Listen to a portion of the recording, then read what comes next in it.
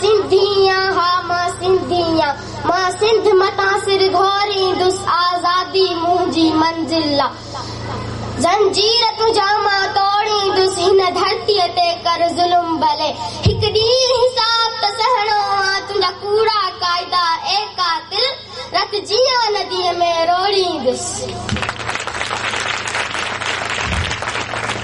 मुंहिंजा मोहतरम साहिबान ऐं मुंहिंजा हमसन नौजवान भेनरो ऐं भाइरो अस्सलाम वालेकुम।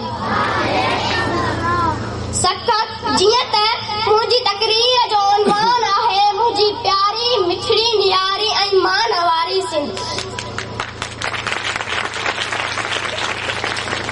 सभ खां पहिरियां मां अव्हां जे अॻियां मां पंहिंजी मिठड़ी सिंध जी शान ऐं अज़मत लाइ कुझु मुख़्तसिर लफ़्ज़नि में संदसि तारीफ़ कराईंदुसि। जहिड़ी आ मिठड़ी सिंध तहिड़ा ई मिठड़ा संदसि पहेड़ जहिड़ी आ मिठड़ी सिंध तहिड़ा ई मिठड़ा संदसि पहेड़ ही रंगतूं वज़ियतूं कुर्ब भरिया मेड़ करे कोई खेन के हिते दुश्मननि जा खेड़ करे कोई खेन के हिते दुश्मननि जा खेड़ वराइन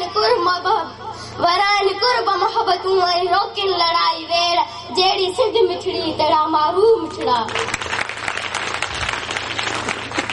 जीअं त मुंहिंजा मोहतरम साहिबान ऐं मुंहिंजा हमसन नौजवान जीअं त असां ही एकता जो ॾींहुं भरपूर जोश जज़्बन ऐं तमामु ख़ुशियुनि सां मल्हाईंदा आहियूं। अव्हां इहो बहितर ॼाणो था त हीअ सिंध अॼोकी सिंध न आहे पर इहा सिंध हाणे नथी सॼी वञे पर इहा क़दीम ज़माने खां बुनियादी वजूद में आई। पाकिस्तान तॾहिं हुयो पर सिंध तॾहिं बि आला अज़ियतुनि ऐं मर्तबनि सां नवाज़ियल हुई ऐं असां अॼु बि खेसि सिंध धरती माउ करे सघूं था। हीअ उहा सिंध धरती आहे जिते केतिरा ई पीर वली औलिया बुज़ुर्ग थी गुज़रिया आहिनि। मुंहिंजा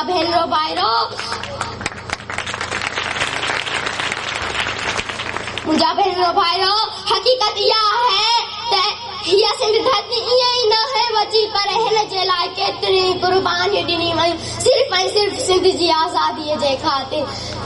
अव्हां इहो बहितर ॼाणो था त असांजा कुझु दिलेर बहादुर लीडर जीअं त मोहतरम GM सेठ ऐं मोहतरम बशीर खान कुरैशिया जहिड़ा नेक सोच जंहिं सिंध जे माहिरनि लाइ सोचो पर उहे नाकाम रहिया। अफ़सोस उन्हनि जा ख़्वाब ख़्याल अधूरा रहिजी विया।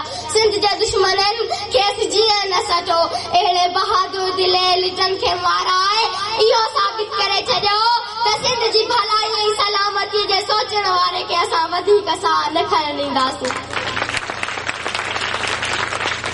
हक़ीक़त इहा आहे त असां अॼु बि मुकमल तौर ते आज़ाद न आहियूं। असां मुहताज आहियूं उन्हनि बेहया बेपरवाह बेअहसास हुक्मराननि जा जेके पंहिंजे मतिलब मुफ़ाद केतिरनि ई मासूमनि खे माराए पंहिंजा ख़्वाब सचा ऐं आला करण में मसरूफ़ आहिनि। मां नथी चवां मूंखे आज़ादी घुर्जे न मां अकेली सिंध आज़ाद कराए सघां थी जॾहिं त मुफ़ाद पर हुकूमत अहिड़े बहादुर दिलनि खे नाकाम बणाए छॾियो त असां केरु थींदा आहियूं।